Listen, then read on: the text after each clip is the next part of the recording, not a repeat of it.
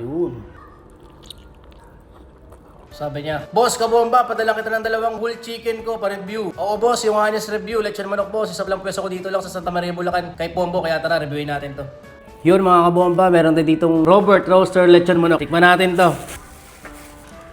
Yan. Worth it ba to sa 300 pesos? Kayo na musga, tignan nyo kung gaano kalaki. Mabango, mabango. Tara, gawa tayo ng sausawan. Meron tayo ditong kanin. Yun. Yun. Tignan natin kung may hilaw sa loob. Kasi di ba yung iba hilaw? Luto naman mga kabomba. Sabi kasi ni boss, reviewing ko eh. Napaka-juicy. Unang kagat mga kabomba. Ayan. Try ko muna walang sausawan. Malambot. Kulang lang siya sa tamis. Pero masarap ah. Malambot. Juicy.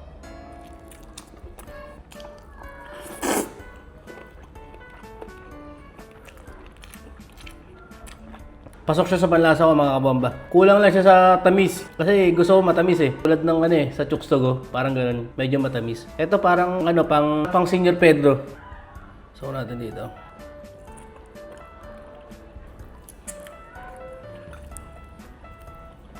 Malasa siya mga kabomba.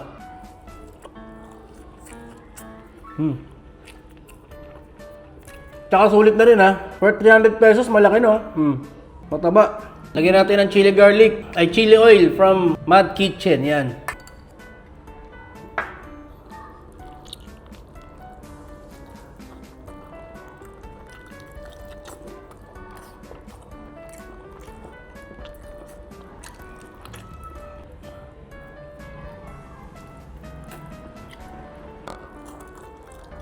Sulit na rin mga kabomba. Hindi siya maalat, sakto lang.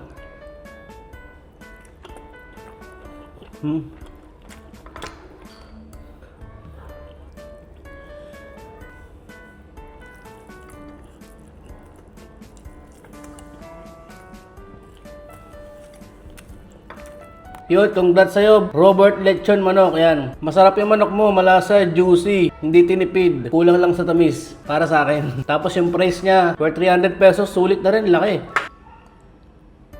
Yung location nga pala nito mga kabomba sa Santa Maria, Bulacan. Kay Pombo yan. Isa pa lang pwesto niya dito pero masasabi ko, sulit na rin naman. Boss, sana lumago yung business mo. Napakasulit na manok mo.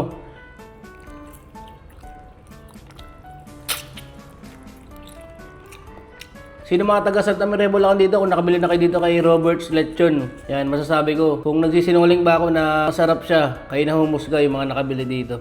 Kasi hindi pa siya kilala. Unang branch pa lang to mga kabomba.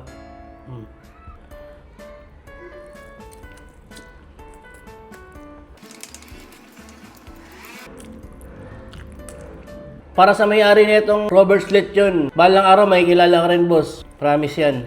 Sana supportahan natin si boss, tikman nyo rin kung masarap pa talaga. Tignan nyo kung nagsisinungaling ako para sa mga taga Bulacan.